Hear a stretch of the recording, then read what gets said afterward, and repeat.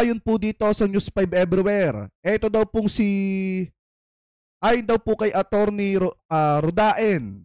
Ayan, sabi po dito, ito daw pong si Saldico, takot daw pong umuwi ng Pilipinas dahil di umano daw po mga kababayan, meron daw pong death threat sa kanyang buhay. Biruin nyo yung tao na powerful, mapera, maraming nakulimbat sa pera ng mamamayang Pilipino. Ngayon ayaw nang umuwi ng Pilipinas dahil meron daw mga banta sa kanyang buhay. Diba pinagdololoko niya ng taong bayan? Pagkatapos mo mangulimbat, magpakasasa sa pera ng taong bayan, sabihin mo may banta ngayon sa buhay mo. Diba kung talagang wala kang kasalanan, ito Congressman Saldico, much better umuwi ka ng Pilipinas, harapin mo yung mga matitinding aligasyon sa'yo, patunayan mo na wala ka talagang kasalanan. Pero the more na nagtatago ka at gagamitin mong dahilan na may death threat ka, hindi yan paniniwalaan ng mamamayan ngayon dahil ang gusto ng taong bayan makita kayo na umaattend ng hearing at makita kayo na iniimbestigahan.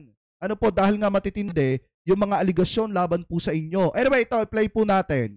Nakakatanggap daw ng death threat ang sangkot sa flood control scandal na si Zaldico kaya ayaw niyang umuwi ng Pilipinas. Ayon po yan sa kanyang abogado na sinabi ring wala siyang pag-aaring mga air assets. Nasa frontline na balitang yan si Camille Samonte. Sa kauna-unahang pagkakataon, humarap sa media ang abogado ng sangkot sa flood control scandal na si dating Ako Bicol Representative Zaldico. Pero ayon kay Attorney Ruy Rondain, maging siya, hindi niya alam kung nasaan si Ko. Sa telepono lang daw sila nagkakausap. I do not know where he is because I never asked him where he is. It's not relevant for his defense. And I never asked because I don't want to have to lie to any of you when you ask me. Giti Attorney Rondain, hindi raw nagtatago si Ko. Natatakot lang daw siya umuwi ng Pilipinas. Gano'n na rin yon. Hindi naman porkit takot ka, hindi mo nakaharapin yung mga matitinding aligasyon sa'yo. Diba? Hindi porkit takot ka, iiwas ka na sa mga pananagutan mo. Diba? Much better na umuwi ka ng Pilipinas at harapin mo yung mga pananagutan mo kaysa magtago ka. He's deathly afraid of coming home because may serious threats to his life. One half of the country wants to throw him in jail and throw away the key. The other half wants to string him up by the nearest tree. Would you come home under those circumstances? Isa si Ko sa mga inirekomenda ng Independent Commission for Infrastructure na sampahan ng kasong graft, malversation at falsification. Dahil yan sa maanomalyang 289.5 million flood control projects sa Oriental Mindoro. Itinanggi rin ni Rondain ang sinabi ng nagpakilalang security ni Ko na si Orly Gutesa na nag-deliver siya ng mali-maletang pera sa bahay ng dating kongresista. Hindi rin daw totoong may insertion si Ko sa di mas maganda nga si Saldico mismo ang sumagot niyan mga kababayan. Umuwi siya ng Pilipinas, harapin niya yung mga matitinding aligasyon po laban po sa kanya. Hindi naman po kasi pwede mga kababayan na after po niya mangulimbat ng pera ng taong bayan, after niya kumikback, kasi siya po yung itinuturo na malaki ang naging pakinabang sa mga flood control project. Ngayon, dahil po sa kanilang mga kinikback mga kababayan, ang daming nagsasuffer ngayon na mga kababayang Pilipino po natin. So hindi naman pwedeng gawin mong dahilan na nasa panganib yung buhay mo. Marami nga tayong mga kababayang Pilipino ang nalagay sa panganib ang buhay dahil nasalanta ng matinding pagbaha. Marami din tayong mga kababayang Pilipino ang binawian ng buhay dahil sa nangyaring matinding pagbaha, especially dyan sa Cebu. Kaya hindi mo pwedeng sabihin na kaya ka natatakot lumabas dahil may banta ang buhay mo. Kalokohan yan. 2024 Sana naisip mo yan nung panahon na nagpapakasasa kayo sa pera ng taong bayan. 5 national budget. Wag naman chismis, wag naman speculation because hindi tatayo in a court of law. Who's saying na mayroon deliveries? Did they see my client receive the delivery of money?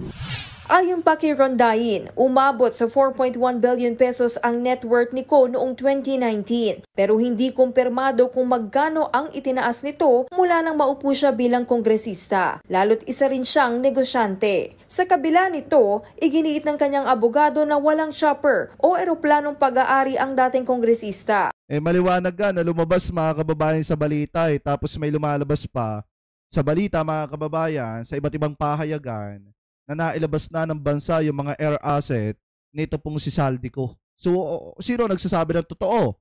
Yung kampo ni Saldico o yung mga lumabas sa investigasyon? Di ba? Anyway, tuloy pa natin.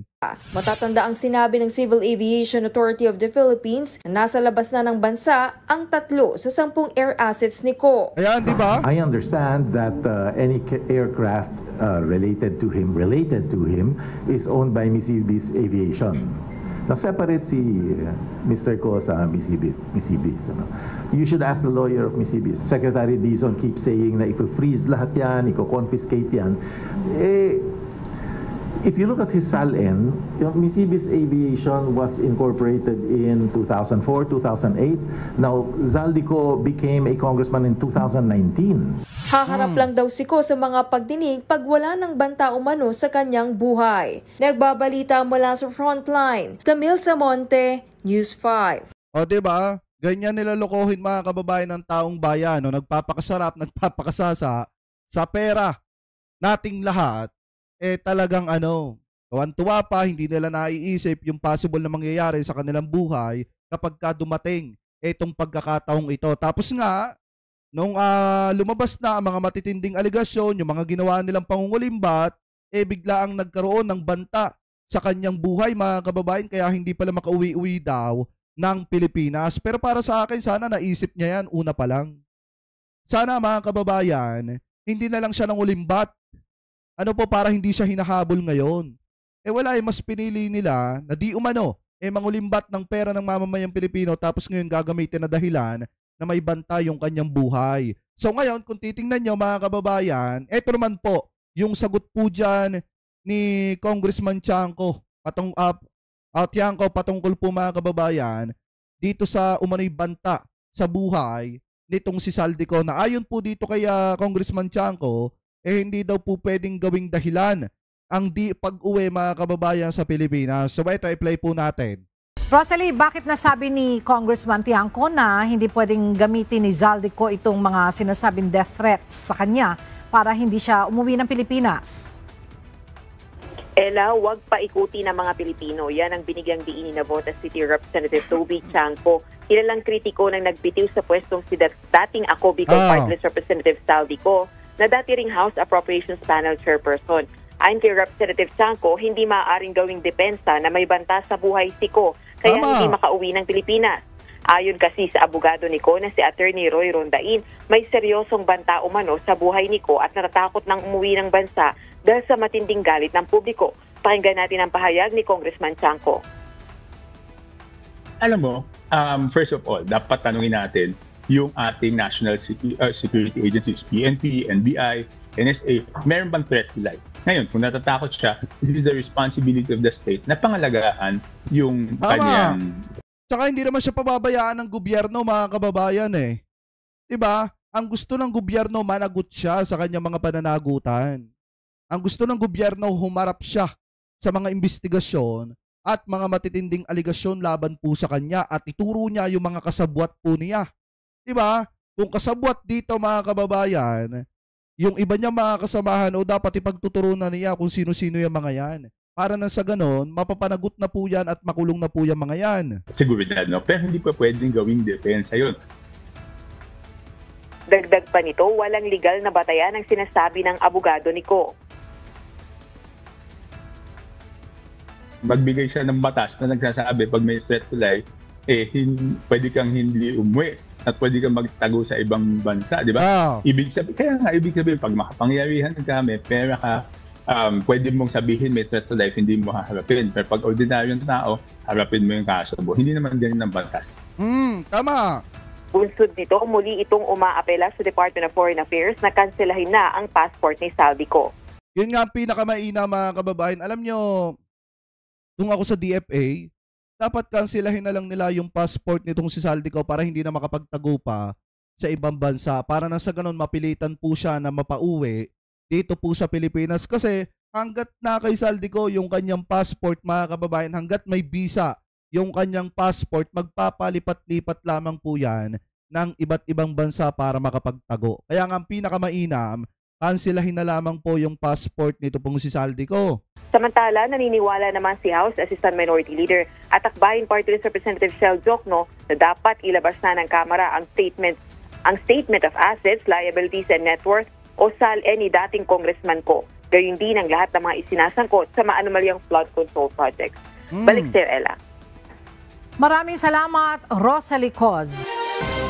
So ngayon mga kababayan, kung titingnan nyo, ayon po kay Congressman Chanco, hindi naman kasi pwedeng gawing dahilan ni Zaldico mga kababayan yung may banta sa kanyang buhay para hindi po bumalik ng Pilipinas at hindi harapin yung kanyang mga pananagutan mga kababayan. Kasi alam naman po natin na mabigat yung mga aligasyon laban po dito kay Zaldico. Ngayon kung magtatago siya na magtatago, parang pinatunayan na niya na totoo po yung mga aligasyon na ibinabato laban po sa kanya. Kaya ang focus sa kanya, pinakamainam niyang gawin, umuwi siya ng Pilipinas, harapin niya yung mga matitinding aligasyon laban po sa kanya mga kababayan. Ano po, so ngayon, ituloy po natin yung usapin po natin na yan patungkol po mga kababayan dito po sa sinasabi ni Senator Ping Lacson na very important witness ng Blue Ribbon makakatulong sa conviction ng mga sangkot mga kababayan. So kasama na siguro dyan yang sinasaldi ko kasi yan yung mga sangkot dyan eh. Anyway, tuloy natin.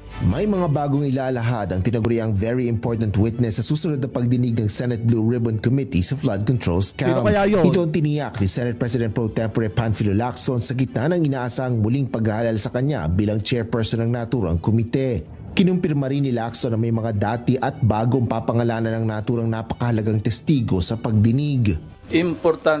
Sabi dito ni sabi ni Ariel Malagom, vlogger na magagaling-galingan, akala mo naman may kayang magpauwi kay Zaldico.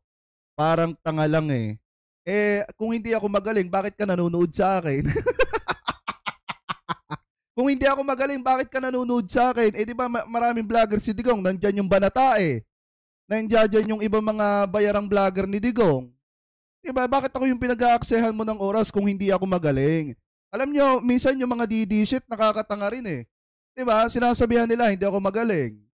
Hindi magaling yung mga pro-government vlogger. Bakit kayo nanonood sa amin kung hindi pala kami magaling? Ibig sabihin, kayo yung mga palihim na bumibilib sa amin.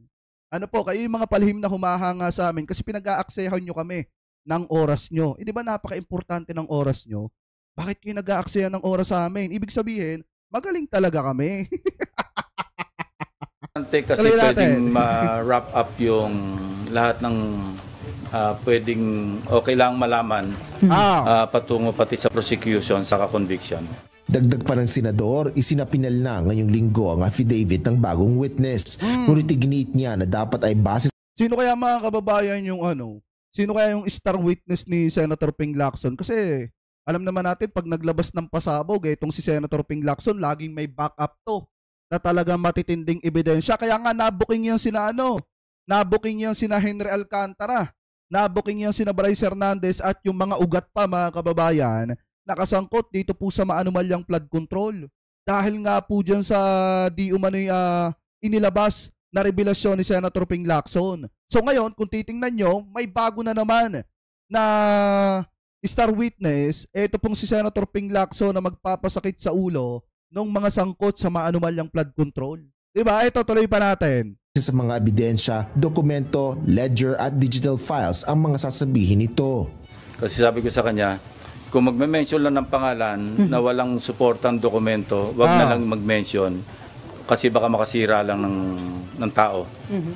So, maski may personal knowledge, kung wala naman siyang supporting documents, wag na lang magbanggit. Yun ang aming usapan.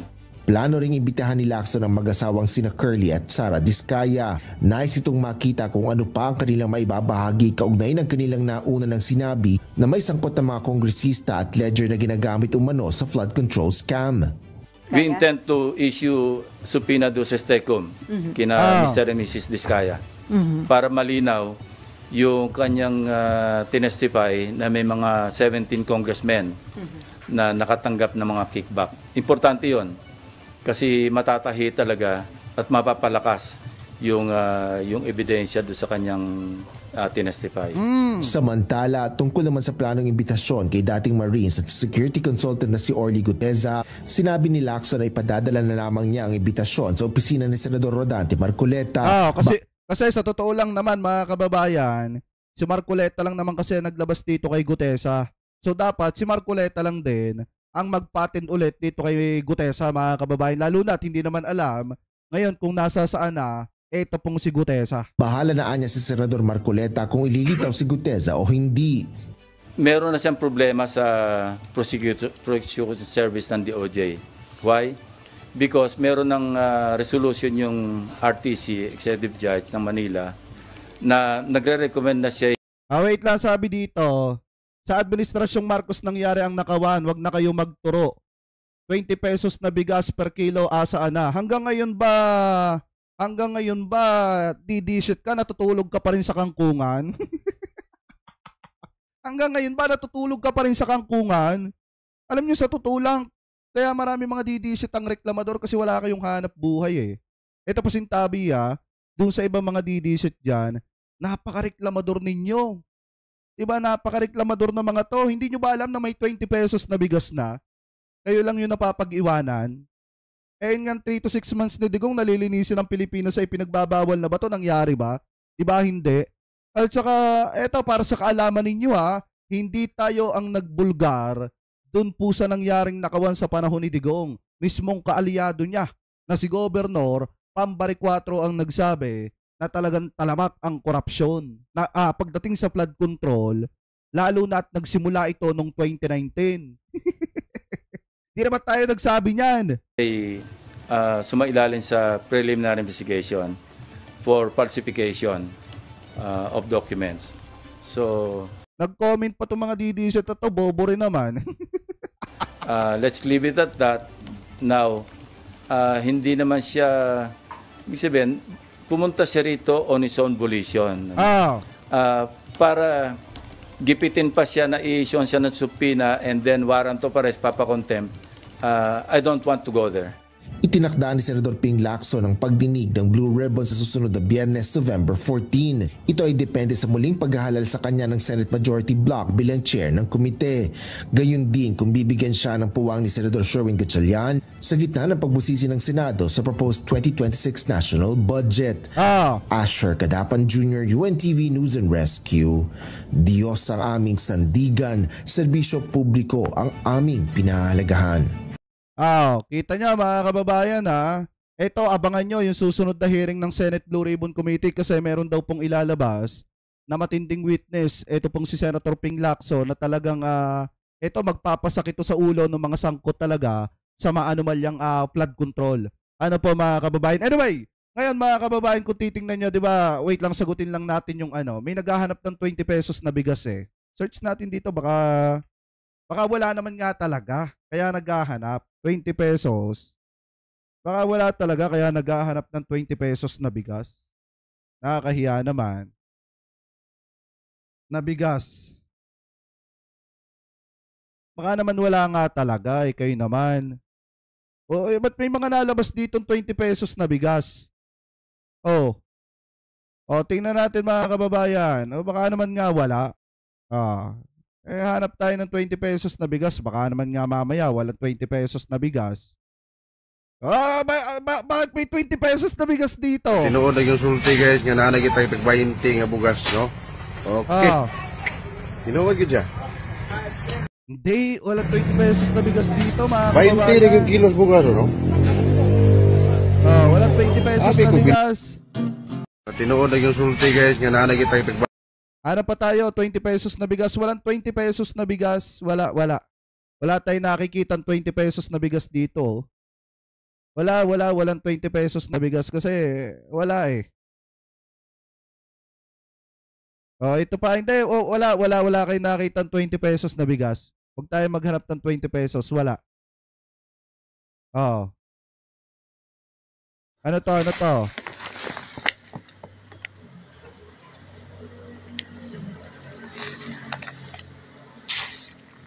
Wala, hindi 20 pesos, walang 20 pesos na bigas, wala. Magagalit yung mga DD-shit. Huwag kayong maghanap ng 20 pesos na bigas dito, wala. Walang 20 pesos na bigas. Huwag mo ipakita at magandang bigas yan. Huwag at magagalit yung mga DD-shit. Walang 20 pesos na bigas dito. Magagalit yung mga DD-shit pag nakakita ng 20 pesos na bigas eh. Ito, 20 pesos na bigas. Wag ipakita yan. Walang 20 pesos na bigas o wala.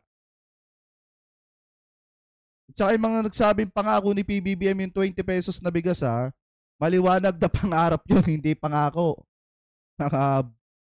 Walang 20 pesos na bigas, di tunay ito. Yung 20 pesos na bigas sa Las Piñas, hindi tunay yan. Wala nga daw 20 pesos na bigas eh. O ayan. Kasi baka mamaya natutulog pa rin sa kangkungan. Diba? O ayan, walang 20 pesos na bigas. Kasi magagalit yung mga magagalit yung mga didishit. Ito, panghayop daw. Dito si Bali 200, alay ni BBM sa mga... Ito, sabi ni Ariel na anak ni Digong. Ni Digonggong. Ito, pakinggan nyo. 20 pesos per kilo. 10 kilos, di Bali 200. Alay ni BBM sa mga tao sa Pilipinas. Kaya kayo dyan sa abroad, maniwala kayo sa sinasabi ni... Sabi ni Ariel, 20 kilo na bigas. Ayan, meron pero parang panghayop daw. Ayan 20 kilo meron pero panghayop. O panghayop daw eh. O ito, di ang tingin mo pala dito kay tatay, hayop pala. Ganyan na ba kayo kababaw? Talaga mga didishit na ito, mga mukhang hayop eh. BBM, huwag niyo sabihin nyo, binobola lang kami. Hindi kami binobola. Ito, katibayan bigas, 20 pesos per kilo. 20 pesos per kilo. 10 kilos, di Bali 200. Alay ni BBM sa mga tao sa Pilipinas. Kaya kayo dyan sa abroad, maniwala kayo sa sinasabi ni BBM. Huwag niyo sabihin nyo, binobola lang kami. Hindi kami binobola. Ito, katibayan bigas, 20 pesos per kilo. 20 pesos. Nasampal kayo ng netizen. Walang 20 pesos na bigas, nasa na yung nag-comment na natutulog sa kangkungan o nagising ka na ba? Nagising ka na ba? Alam nyo kasi mga kababayan, ito yung scam. Ito talaga yung literal na scam. Sabihin, 3 to 6 months malilinis ang Pilipinas sa ipinagbabawal na bato. Nung hindi nagtagumpay, ano sinabi? Kahit daw matapos yung kanyang term, hindi daw niya talaga kaya. Hindi daw talaga niya kaya. Tsaka alam nyo pa yung isang scam. Yung 2,000 na libreng kuryente, nangyari ba? Maghanap kayo ngayon. Na kapag ka umabot ng 2,000 yung bill ninyo, pumunta kayo sa Meralco at sabihin yung libre yung kuryente ninyo. Pag naging libre yan, talaga totally mga kababayan, didelete ko channel ko. Diba? Ngayon, mag-video kayo pumunta kayo ng Meralco, sabihin nyo, 2,000 po yung bill ko eh. Sabi po ni Marcoleta, pag 2,000 daw po, libre na daw po yung kuryente. Pagka naging libre yan mga kababayan, kahit bukas na bukas din, didelete ko yung channel ko. Diba? Yan. Nakabili ako Sir Jake Magnus, maputi at masarap naman. Marami kaming bumili, pila talaga. Ayan sabi ni Asteria Baras. Ano si Ariel, ba't nawala? Maghanap kayo ng libreng kuryente na 2,000 pesos, pababa, libre na daw. At saka pumunta kayo kay Cayetano, pumila kayo doon, kung bibigyan kayo 10,000 bawat pamilyang Pilipino. Pag yan talaga naging tunay, ewan ko lang. Tsaka yung 7 pesos na reduce sa bigas. Nangyari ba? Hindi, kasi nung panahon ng pandemic, halos nga nadoble pa yung presyo. Anyway, mga kababayan kayo, ano po ang komento ninyo? Hingil po dito sa mga topic na ito na tinalakay po natin. Ano po ang masasabi ninyo mga kababayan? Hingil po dito sa di umano ilalabas na star witness ni Senator Ping Lacson mga kababayan na talagang magpapasakit sa ulo ng mga sangkot dito po sa maanumalyang flood control. So comment below na lamang po kung ano po masasabi nyo, hingil po dyan sa mga topic na yan na hinimay po natin.